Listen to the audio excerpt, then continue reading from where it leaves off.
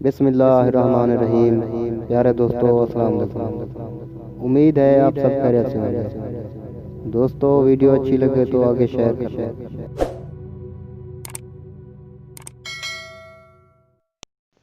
बिस्मिल्लाहिर्रहमानिर्रहीम।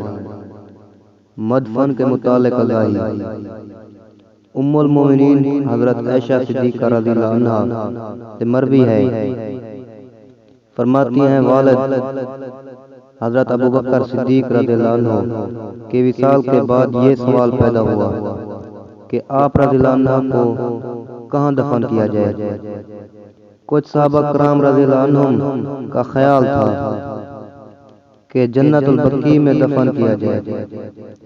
मेरी ख्वाहिश थी कि मेरे वालिद हजूर नबी करीम सल्लल्लाहु अलैहि वसल्लम के पहलू में मेरे हुजरे में दफन हो। मुझे नींद का गलबा तारी हो गया और मुझे ख्वाब में एक मनादी सुनाई दी कि कोई ऐलान कर रहा था, हबीब को हबीब से मिला दो। मैंने बेदार होने के बाद इसका जिक्र सहाबा कराम रज़ियल्लाहु अन्हुम से किया तो सबसे बहुत से सहाबा कराम रज़ियल्लाहु अन्हुम ने इस बात का इकरार किया, उन्होंने भी ये मनादी सुनी थी। आप रज़ियल्लाहु अन्हु को हजूर नबी करीम सल्लल्लाहु अलैहि वसल्लम के पहलू में मदफन किया गया। हबीब को हबीब से मिला दो। हजरत अबू बकर सिद्दीक रज़ियल्लाहु अन्हु की नमाज़ जनाज़ा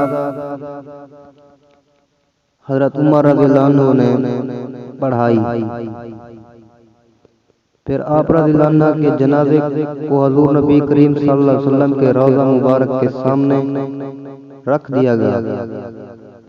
सब सहाबा कराम रज़ियल्लाहु अन्हुम ने सलाम अलैका या रसूलल्लाह हाज़ा अबू बकर कहा तो रोज़ा रसूल सल्लल्लाहु अलैहि वसल्लम का दरवाजा खुल गया और रोज़ा रसूल सल्लल्लाहु अलैहि वसल्लम की कब्र मुबारक से आवाज आई, हबीब को हबीब से मिला दो।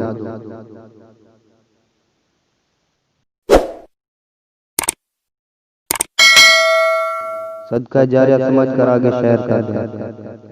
तो मिलते हैं एक और अच्छी सी वीडियो में, तब तक के लिए इजाज़त, वस्सलाम।